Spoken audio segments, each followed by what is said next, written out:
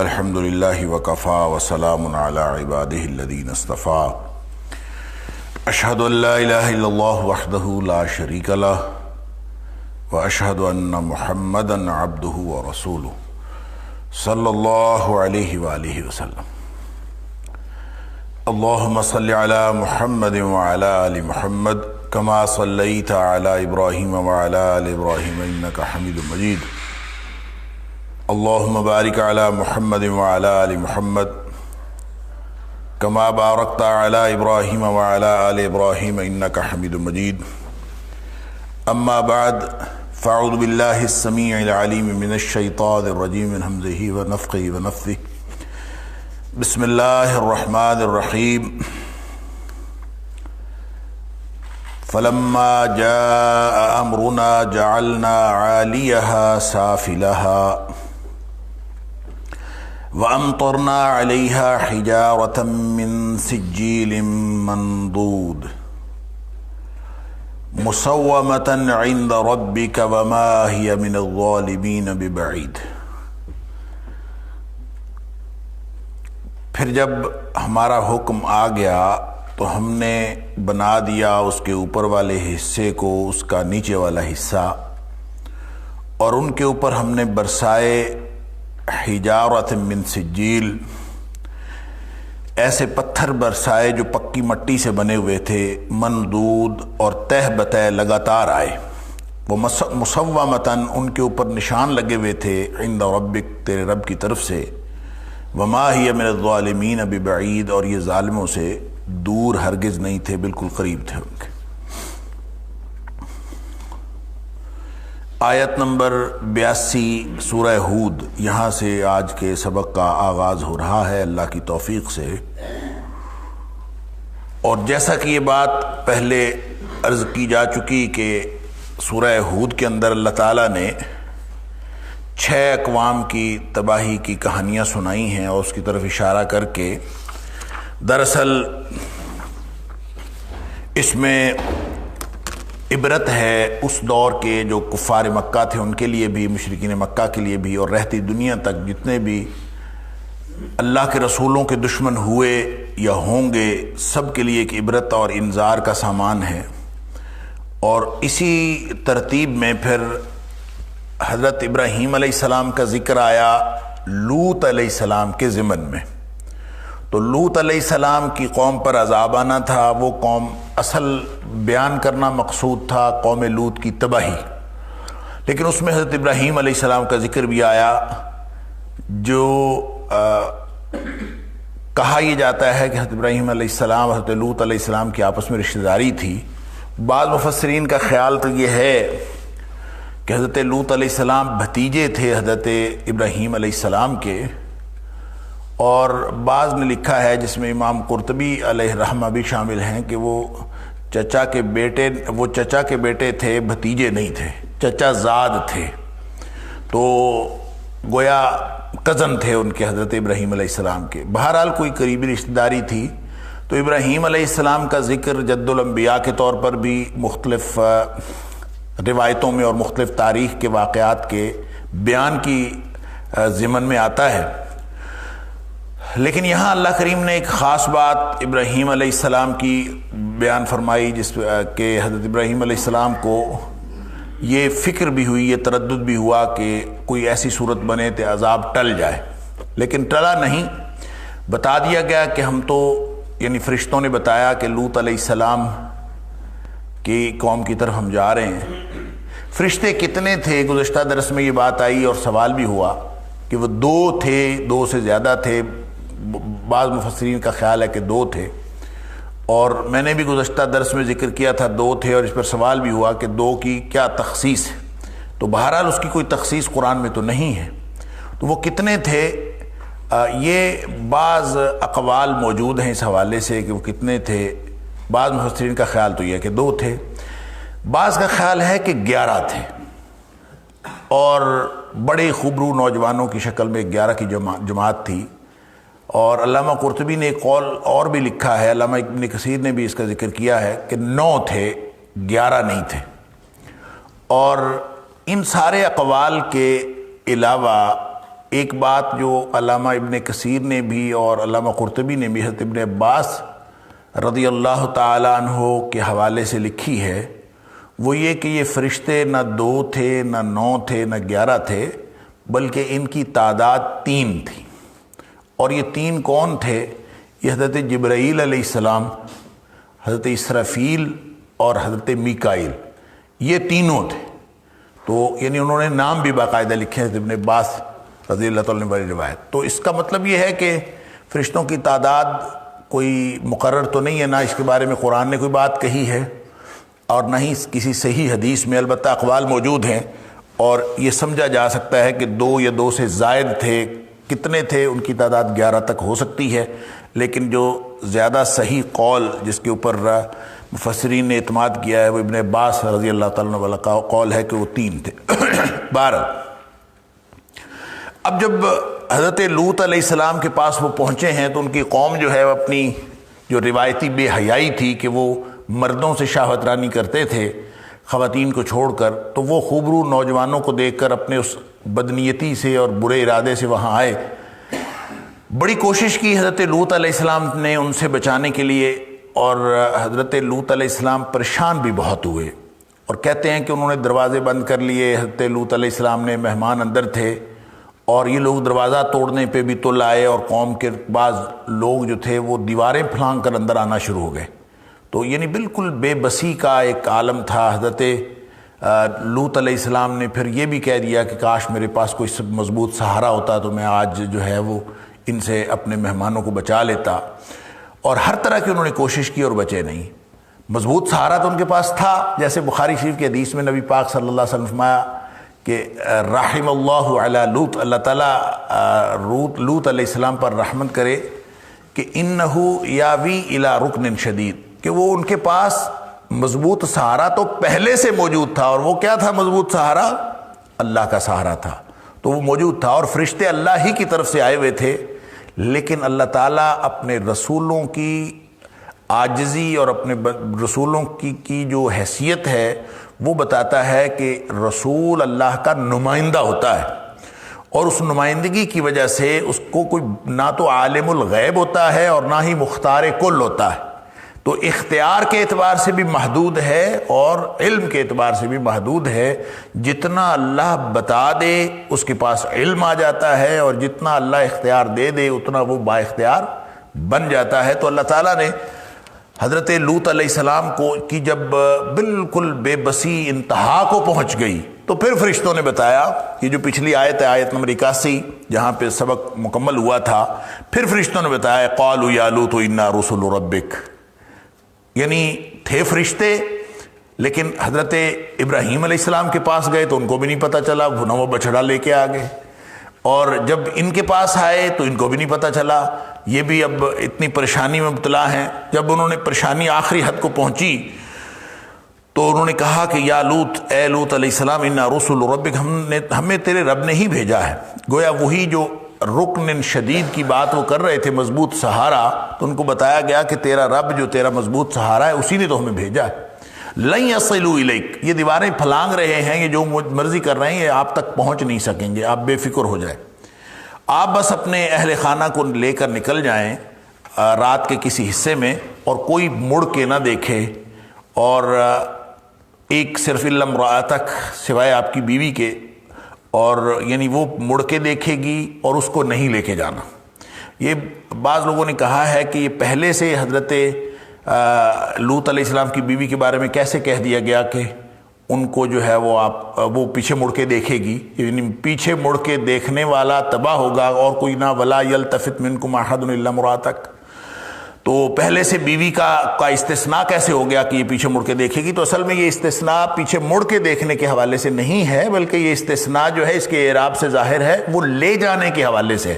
جب کہا گیا یہ الا امرأتک، یہ منصوب ہے، منصوب کا مطلب یہ ہے کہ اس کا تعلق ہے فأسر بأہلک، اپنے گھر والوں کو لے جاؤ، الا امرأتک، اپنی بیوی کو نہیں لے کے جانا، یعنی یہ کہا گیا تھا، اس ہدایت کے اندر یہ بات شامل تھی۔ انہ مصیبھا ما اصابہم، جو دوسروں کو پہنچنے والا ہے جو عذاب وہ اس کو بھی پہنچے گا۔ اللہ اکبر۔ بہرحال صبح وہ لے کے نکل گئے اور بتا دیا گیا کہ وہ جو رات کے کسی حصے میں عذاب آنا ہے وہ صبح تک آنا ہے. ان موعدہم الصبح، صبح کا وقت مقرر ہوا ہے. لیس الصبح بقریب، اور صبح جو ہے وہ قریب نہیں ہے، یعنی کافی وقت پڑا ہے، آپ لے کے نکل جائیں. بس پھر اللہ کا عذاب آ گیا. اللہ تعالیٰ فرماتا ہے فلما جاء امرنا، پھر جب ہمارا عذاب آیا جعلنا عالیہا سافلہا، سب سے پہلا کام تو یہ ہوا کہ ان کا جو اس بستی کا جو بلند ترین حصہ تھا وہ اس کا پست ترین حصہ بن گیا، اوپر والا حصہ نیچے والا بن گیا، یعنی اس کا مطلب اس کو بالکل الٹا دیا گیا. پھر اس کے اوپر امطرنا علیہم حجارۃ من سجیل منضود، اس کے اوپر پتھروں کی بارش اس کے بعد ہوئی ہے. اللہ اکبر. تو کہتے ہیں مفسرین نے لکھا ہے کہ 5 بستیاں تھیں، ایک بستی نہیں تھی یہ دراصل 5 بستیاں تھیں. بڑی بستی ان کی ایک تھی سدوم، اور اس کے قریب قریب جو ہیں یہ کوئی 5 بستی جس میں عمورہ کی بستی تھی. اور یہ 5 بستیوں کو جبریل نے اپنے پر کے نیچے لیا، اور یعنی اس کے نیچے اپنا پر رکھا اور ان کو بالکل سیدھا اوپر لے گئے. امام قرطبی نے لکھا ہے کہ اتنا اوپر لے جایا گیا کہ یہ بالکل آسمان کے قریب ہو گئے. اور جب یہ آسمان کے قریب ہو چکے تھے تو بے خبر اتنے تھے کہ اس میں کسی کو پتہ نہیں چلا کہ ہم کہاں پہنچ گئے. اور حتیٰ کہ یعنی علامہ قرطبی نے لکھا ہے کہ حتیٰ کہ آسمان والوں نے اس بستی کے گدوں اور کتوں کی آوازیں سنی، یعنی اس قدر اوپر لے گئے. لیکن حالت یہ تھی کہ نہ کوئی برتن ٹوٹا، نہ کوئی برتن ہلا، کچھ بھی نہیں ہوا، کوئی اس کے اندر کوئی تبدیلی نہیں ہوئی، بالکل اتنے آرام سے یہ اتنے اوپر چلے گئے. اور بس وہاں جا کے اس کو الٹایا گیا. یہ ہے جو اللہ تعالیٰ فرماتا ہے کہ جعلنا عالیہا سافلہا، بالکل الٹا دیا گیا. اور پھر یہ بالکل ان کو نیچے گرایا گیا اور ساتھ ہی ان کے اوپر پتھروں کی بارش شروع ہو گئی. اللہ اکبر. وامطرنا علیہا حجارۃ، ان کے اوپر ہم نے پھر پتھر برسائے من سجیل، جو کھنگر کے پتھر تھے. سجیل کہتے ہیں کہ یہ ایک خاص قسم کا ایسا پتھر جس کے اوپر پکی مٹی لگی ہوئی ہوتی ہے، خاص قسم کا جو نکیلا پتھریلا پتھر ہوتا ہے اس کو سجیل کہتے ہیں. منضود طے بتائے، اس کا ایک معنی تو یہ ہے کہ پتھر طے بتائے تھے، دوسرا یہ لگاتار آئے، ایک نہیں ہے کہ ایک پتھر لگ گیا بس، نہیں، پتھر کے اوپر پتھر، پتھر کے اوپر پتھر، یوں آتے رہے، لگاتار ایک بارش ہوئی. اللہ اکبر. مسومۃ عند ربک، اور یہ پتھر تھے بھی نشان زدہ اللہ کی طرف سے آئے، یعنی طے شدہ تھا کہ کس پتھر نے کہاں گرنا ہے. وما ہی من الظالمین ببعید، ظالموں سے یہ دور نہیں تھے. اب یہ کیا دور نہیں تھا؟ ہیا کی ضمیر کس طرف ہے؟ وما ہی من الظالمین ببعید، ظالموں سے یہ کوئی زیادہ دور نہیں ہے. ایک تو اس کا تعلق کیا سیاق و سباق کے اعتبار سے تو پتھروں کے ساتھ ہی ہے کہ وہ جو پتھر آ رہے تھے وہ پتھر بس وہ قریب ہی آ کے لگتے تھے اور وہ دور نہیں تھے، ظالموں کو پہنچ رہے تھے. دوسرا اس کا بعض مفسرین نے کہا کہ ہیا کی ضمیر اس بستیوں کی طرف بھی ہے کہ جن بستیوں کو الٹایا گیا وہ زیادہ دور نہیں ہے، یعنی اسی علاقے سے ہیں. اور یہ بات پہلے ہو چکی کہ یہ 6 اقوام جن کی تباہی کا ذکر ہو رہا ہے یہ جزیرۃ العرب کی بستیاں ہیں. جزیرۃ العرب کے علاقے میں ہی ان کے سارے تھے مسکن. اور اگر آپ کہیں کہ خاص طور پر یہ جو لوط علیہ السلام کی قوم ہے تو یہ تو بالکل یعنی اردن کا اور فلسطین کا جو درمیانی علاقہ ہے جہاں پہ بحیرہ مردار ہے آج کل، وہاں پہ یہ بستیاں تھیں. تو یہ اگر حجاز سے بات کی جائے جہاں یہ قرآن نازل ہو رہا تھا، نبی اکرم صلی اللہ علیہ وسلم کے جو اولین مخاطبین تھے مشرکین مکہ، ان کو کہا جا رہا ہو کہ ان ظالموں سے یہ زیادہ دور نہیں ہے، تو یہ بھی ہو سکتا ہے. اور اس سے مراد یہ بھی ہو سکتا ہے کہ یہ بستیاں جو ہیں یہ ساری ایک دوسرے کے قریب تھیں، یا پھر یہ پتھروں کی طرف ہیا کی ضمیر ہے اور وہ ظالموں سے زیادہ دور نہیں تھے. بہرحال آگے پھر حضرت شعیب علیہ السلام کا ذکر شروع ہوا. وَإِلَىٰ مَدْيَنَ أَخَاهُمْ شُعَيْبًا، کہ مدین کی طرف ان کے بھائی شعیب علیہ السلام کو بھیجا. اب یہ اگلا قصہ شروع ہو رہا ہے آیت نمبر 84 سے. مدین تو ویسے تو بستی کا نام ہے اور قوم کا نام بھی کہتے ہیں مدین تھا، قوم مدین یا بنو مدین، اور بنو مدین کو مدین کہہ دیا گیا. اور مفسرین نے یہ بھی لکھا ہے کہ مدین دراصل حضرت ابراہیم علیہ السلام کی اولاد میں کوئی شخصیت تھی، اور بعض نے تو یہ بھی لکھا کہ بیٹا تھا. حضرت ابراہیم علیہ السلام کے یعنی دو بیٹے جو معروف ہیں حضرت اسحاق اور حضرت اسماعیل علیہ السلام، ان دونوں کے علاوہ جو ہے ایک اور بیٹا تھا جس کا نام تھا مدین۔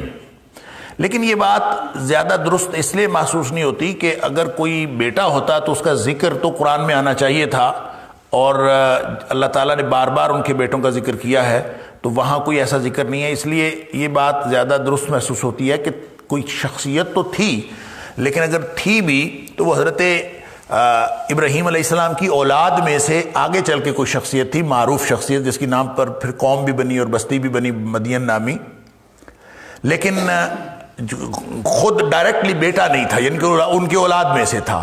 اس لیے کہ یہ بات الگ سے تاریخی حوالوں سے ثابت ہے کہ حضرت سارہ اور حضرت حاجرہ جو دو ازواج تھیں حضرت ابراہیم علیہ السلام کی، ان کے علاوہ ایک اور تیسری بیوی بھی تھی جس کا نام تھا قطورہ، تو ان کے جو اولاد ہے وہ بنو قطورہ بھی کہلاتی ہے۔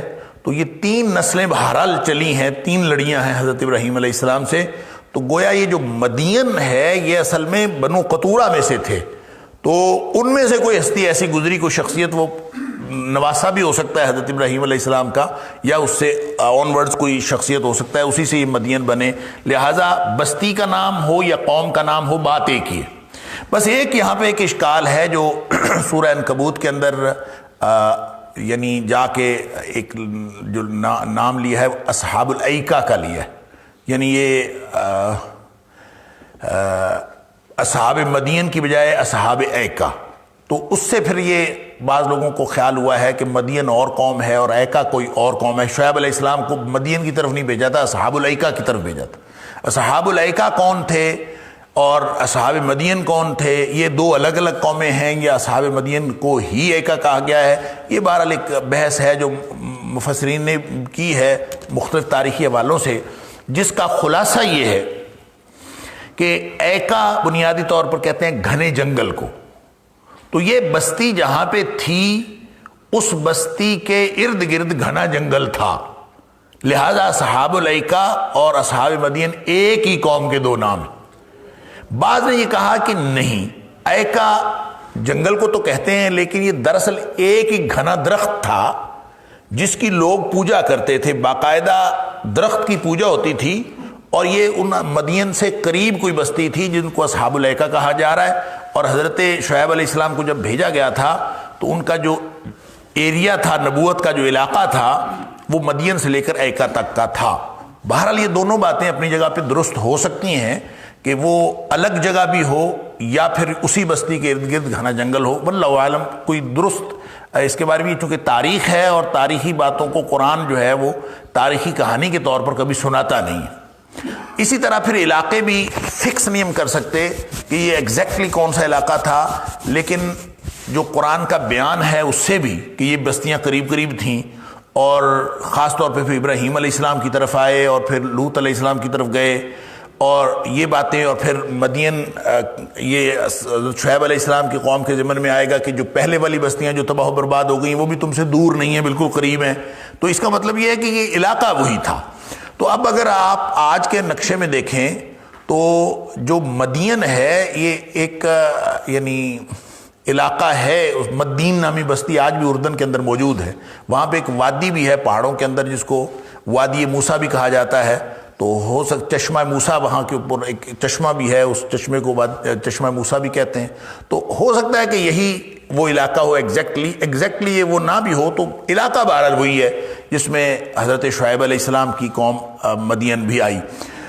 تو جب آپ حضرت ایک قبر وہاں پہ موجود ہے اردن میں، جس قبر کی نسبت حضرت شعیب علیہ السلام کی طرف کی جاتی ہے کہ حضرت شعیب علیہ السلام کی قبر ہے، اور کافی بڑی قبر وہاں پہ، وہ اردن والوں نے ساری جو مقامات ہیں نبیوں کے اور صحابہ کے وہ کافی ان کا پریزرو کر کے رکھے ہوئے ہیں، وہاں پہ کوئی ان بلڈنگز بھی بنائی ہوئی ہیں، تو حضرت شعیب علیہ السلام کی قبر بھی موجود ہے، یوشع بن نون کی قبر بھی وہاں پہ موجود ہے۔ تو اگر اس علاقے میں جائیں تو ایک وہاں پہ ایک بستی ہے یا ایک شہر ہے معان، اس کا نام ہے معان، اور یہ بستی جو معان ہے اس کا ذکر بہرحال روایات میں آتا ہے کہ حضرت شعیب علیہ السلام جو تھے وہ معان سے ہو کے گئے تھے، اور معان کے قریب ہی حضرت شعیب علیہ السلام کی قبر وہاں موجود ہے۔ جب آپ معان سے جائیں حضرت شعیب علیہ السلام کی قبر کی طرف، تو راستے میں اگرچہ وہ علاقہ سارا خشک پہاڑوں پر مشتمل ہے، لیکن راستے میں ایک جگہ آتی ہے کہ آپ کو ارد گرد گھنے جنگلات اور گھنے باغات نظر آنا شروع ہو جاتے ہیں۔ ہو سکتا ہے یہ وہی علاقہ ہو، واللہ اعلم، لیکن یہ ساری تعویلات اپنی جگہ پہ بیک وقت درست ہو سکتی ہیں۔ تو اصحاب الایکہ اور اصحاب مدین سے کسی کنفیوژن میں پڑنا نہیں چاہیے کہ اصحاب مدین جو ہیں وہ کوئی اور ہیں یا اصحاب ایکہ کوئی اور ہیں۔ یہ ایک ہی قوم تھی جس کی طرف حضرت شعیب علیہ السلام کو بھیجا گیا۔ اچھا، یہاں پہ ایک اور دلچسپ بات بھی یہ ہے کہ الی مدین اخاہم شعیبہ، عام طور پہ قرآن کا اسلوب یہ ہے کہ جب کسی قوم کی طرف کو نبی بھیجتا ہے تو اخاہم کے الفاظ ہیں، ان کے بھائی کو بھیجا۔ جیسے صالح علیہ السلام کے بارے میں بھی یہی بات ہوئی، ہود علیہ السلام کے بارے میں بھی یہی بات ہوئی کہ ان کے بھائی کو بھیجا۔ تو یعنی مدین قوم ہے جن کی طرف بھیجا، لیکن جب ایکا کی بات کی ہے، اصحاب الایکا کی، تو وہاں اخاہم نہیں کہا، نہیں، یعنی اخوت نسبی کا ذکر نہیں کیا کہ کوئی ان کے ساتھ کوئی تعلق تھا۔ تو ایکا چونکہ جنگل یا درخت کی بات تھی، اور اس لیے اس نسبت کی وجہ سے یہ نہیں کہا گیا کہ یہ ان کے بھائی تھے۔ تو لیکن مدین بہرحال چونکہ قوم ایک کسی ہستی کی طرف سے، کسی شخصیت کی طرف منسوب تھی، اس لیے کہا وہ اخاہم شعیبہ۔ قال یا قوم اعبدوا اللہ ما لکم من الہ غیرہ، اور انہوں نے وہی پیغام دیا جو سارے نبی دیتے تھے۔ قال یا قوم، اے میری قوم، اعبدوا اللہ، اللہ کی بندگی کرو، ما لکم من الہ غیرہ، اللہ کے علاوہ کوئی اور الہ نہیں۔ ولا تنقصوا المکیال والمیزان، دیکھو ناپ اور تول میں کمی نہ کرو۔ مکیال ناپ اور میزان تول، اس میں کسی قسم کی کمی نہ کرو۔ انی اراکم بخیر، میں تمہیں دیکھتا ہوں کہ تم خوشحالی میں ہو۔ بخیر، خیر کا معنی مال، عام طور پہ خیر کثیر مال کو کہتے ہیں، ہر اس چیز کو خیر کہتے ہیں جس کی طرف طبیعتیں مرغوب ہوتی ہیں، جو طبیعتوں کو پسند ہوتا ہے، جس کی طرف طبیعتیں کشش کرتی ہیں۔ اس کے مقابلے میں شر ہوتا ہے، خیر اور شر یہ ایک بڑی لمبی بحث ہے، اور خیر کا ڈائریکٹلی معنی عربی میں مال بھی ہے۔ لہذا انی اراکم بخیر، میں تمہیں اچھے حالات میں دیکھتا ہوں، یعنی تمہارے حالات اچھے ہیں، خوشحالی ہے تمہیں۔ گویا یہ علت ہے، یہ وجہ ہے جس وجہ سے وہ منع کر رہے ہیں کہ تم یہ جو ناپ اور تول میں کمی کر کے کوئی فائدہ لینا چاہتے ہو، اچھے بھلے خوشحالی میں ہونے کے باوجود تم یہ کر رہے ہو۔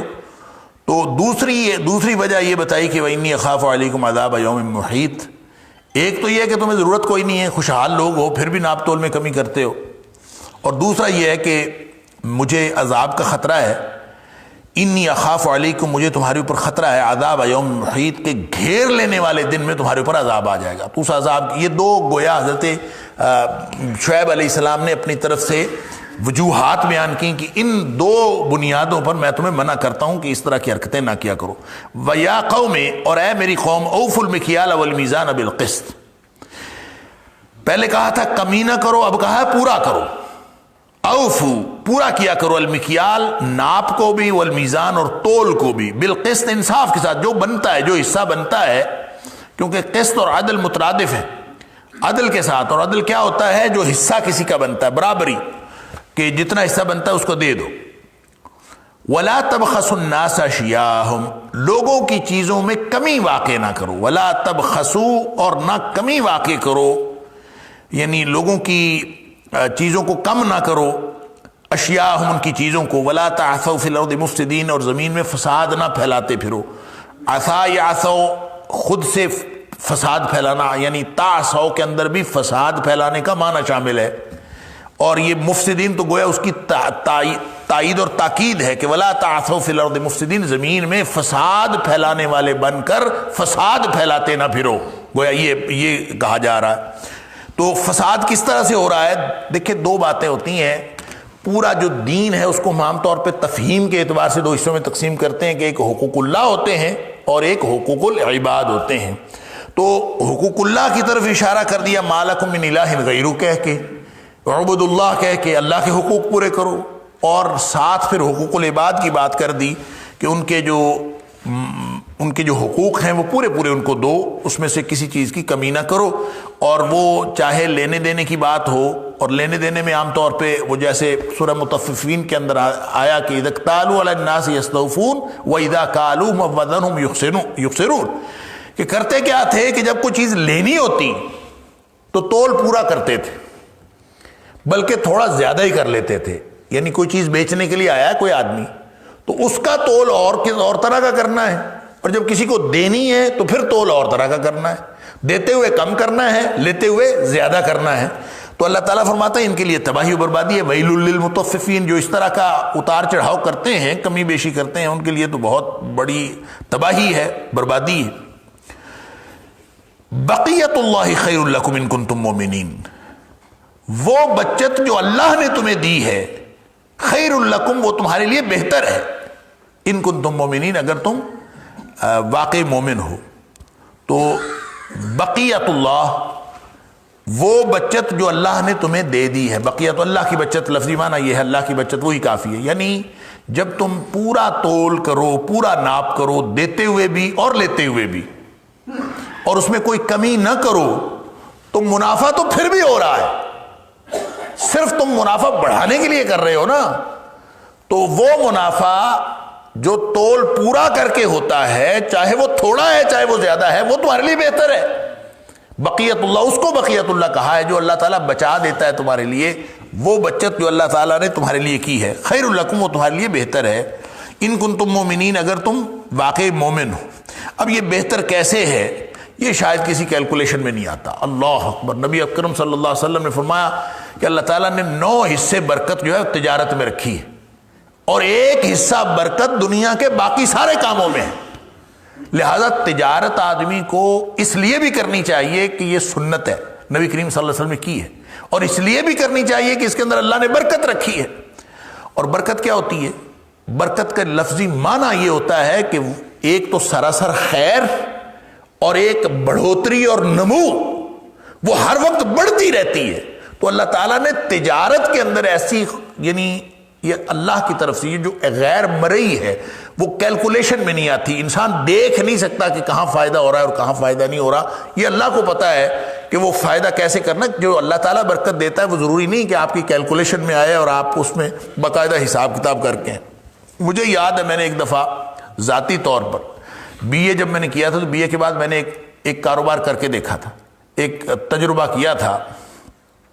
اور مجھے یاد ہے کہ ہم جو یہ ایسے گروسری کی دکان بنائی تھی، تو اس میں جو چیز ہم لے کے آتے تھے، وہ لے کے آتے تھے ہم کلو کے حساب سے، اور یا بلک میں لے کے آتے تھے. مثلا 15 کلو اکٹھا لے کے آئے کوئی چیز، 20 کلو اکٹھی چیز لے کے آئے، اور وہ لے کے آتے تھے. اس وقت مجھے یاد ہے کہ کوئی مثلا ایک چیز جو ہے اب 6 روپے کلو لے کے آتے ہیں، تو وہ بلک میں لے کے آتے ہیں اور بیچ رہے ہیں اب 6.5 روپے کلو. اب 6.5 روپے کلو جو بیچ رہا ہے، کلو کا تو گاہک وہاں آتا ہی کوئی نہیں تھا. گاہک کیا آتے تھے کہ ایسے ہی کوئی آپ کہہ لیں کہ کوئی چھٹانک کا، کوئی آدھ پاؤ کا، کوئی پاؤ کا، بڑے سے بڑا گاہک پاؤ کا آتا تھا بس. تو آپ جب ہر ایک کو تول کے دے رہے ہیں، اور تول اگر آپ نے پورا دینا ہے، تو وہ جو 8 آنے آپ نے کلو میں بچائے ہیں وہ تو تول میں چلے جاتے ہیں. تو آپ کو بچت کہاں سے ہوگی؟ یعنی بظاہر ایسا تھا، میں خود کیلکولیٹ کرتا تھا کہ یہ بچت والی کوئی امکان ہی کوئی نہیں ہے اس میں، کہ جو جس طرح سے ہم خرید کے لاتے ہیں وہ بلک میں ہے، اور جس طرح